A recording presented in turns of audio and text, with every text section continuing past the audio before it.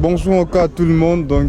Nous sommes là pour la deuxième journée de la consultation médicale avec les médecins et les infirmiers et pour tout ce qui, on va dire, est soins gratuits. Aujourd'hui, nous sommes avec la responsable Sandrine, voilà, pour faire une petite visite, de tout ce qui se passe aujourd'hui. Donc, on va vous présenter encore tout ce qui s'est passé aujourd'hui. Donc, merci à tous ceux qui ont participé, merci à tous ceux qui nous soutiennent en prière ou physiquement. Donc, que Dieu vous bénisse énormément. Donc, là, c'est Sandrine.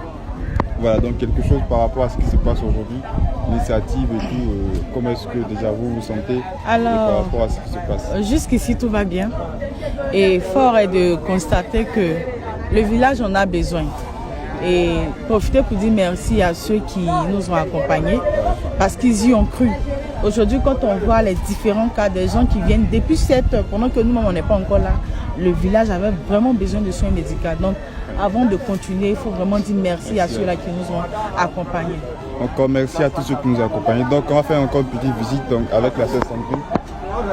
Voilà. On n'a pas parlé hier.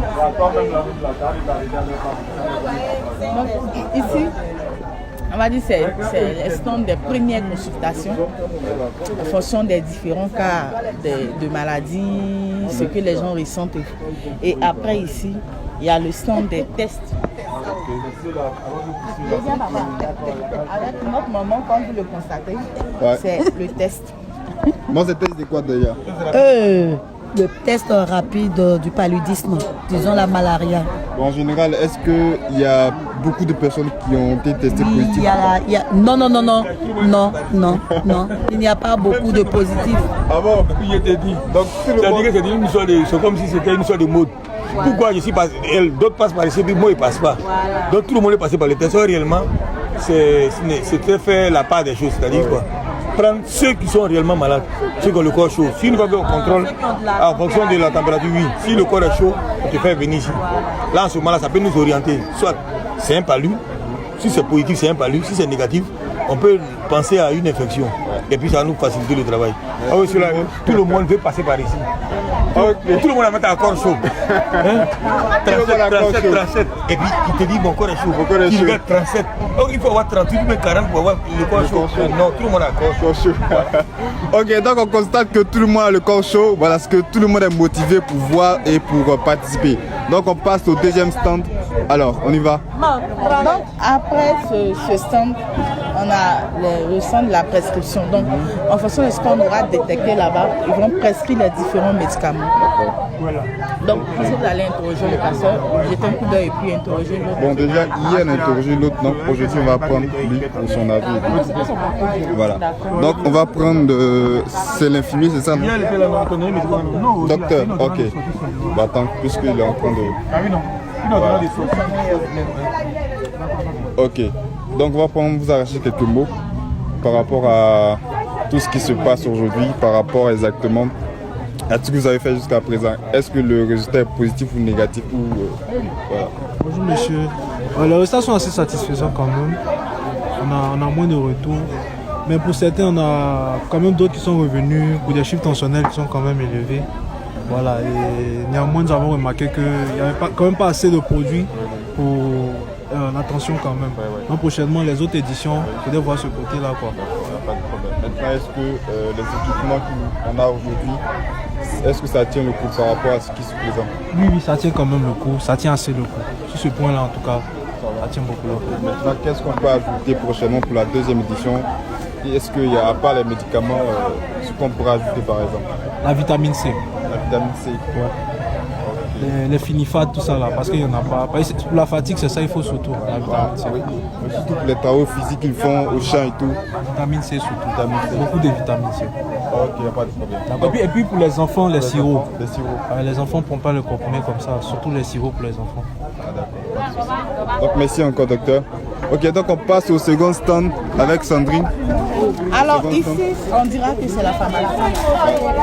C'est la pharmacie. Donc vous allez voir ici, on fait les injections et aussi on essaie de prescrire, services que les médecins demandent. Okay. Donc il faut voir ma tante là, elle est occupée mais bon. Ok, on va prendre un peu. Maman, Bon, qu'est-ce qui revient ici beaucoup par rapport aux médicaments? Qu'est-ce qui est urgent? C'est-à-dire que qu'est-ce que les docteurs prescrivent quoi beaucoup en fait?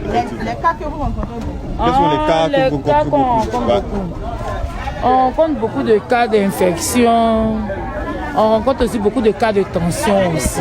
Les tensions, on doit apporter d'autres Et puis les cas de palu.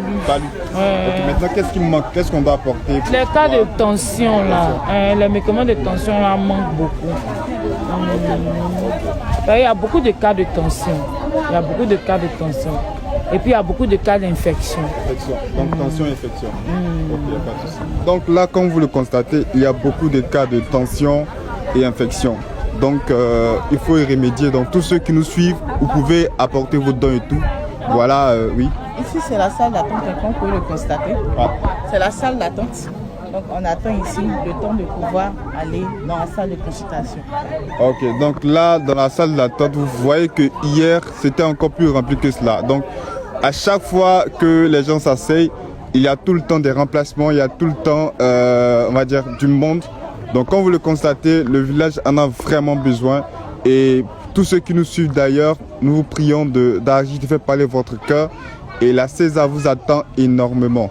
Donc les membres de la CESA, les fils du pasteur Mamadou Djimondé, depuis la CESA Makori, Trècheville, Yopougon, Gonzagueville et d'ailleurs États-Unis, en tout cas derrière nos frontières ivoiriennes.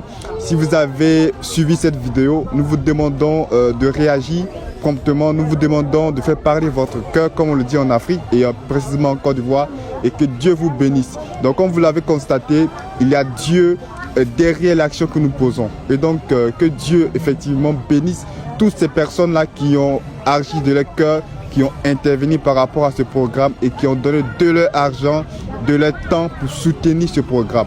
Et donc ça a été un plaisir pour moi d'être avec vous. Donc ça c'est la deuxième journée et c'est la finale de tout ce qui est consultation médicale.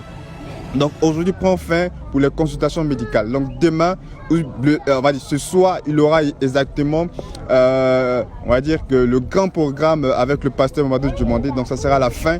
Et demain, il y aura le culte matinal, le culte de dimanche. Et donc sur ce, ça a été un peu une petite visite médicale de tout ce qui s'est passé. Donc je vous remercie. Je vous souhaite de passer une agréable journée et que Dieu vous bénisse et que la grâce de Dieu soit avec vous. Sur ce, ciao.